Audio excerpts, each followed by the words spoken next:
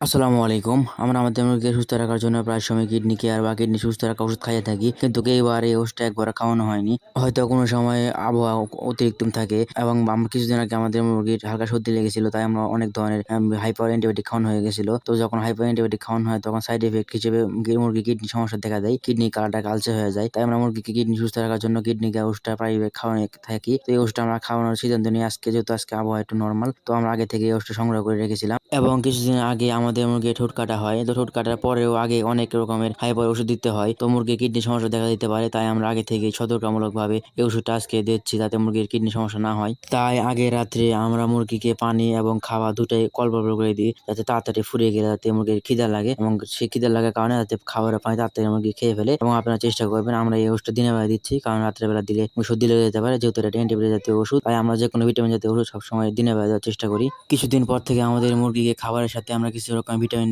ব্যবহার করব। আমাদের মুরগির বয়স আলহামদুলিল্লাহ আজকে 83 দিন। তাই আমরা আজকে পানির সাথে ওষুধটা ব্যবহার করছি। কিছুদিন পরে আমাদের মুরগিকে খাঁচায় তুলে দেবো। আমাদের জন্য দোয়া করবেন এবং আমাদের মুরগির জন্য দোয়া করবেন। আসসালামু আলাইকুম।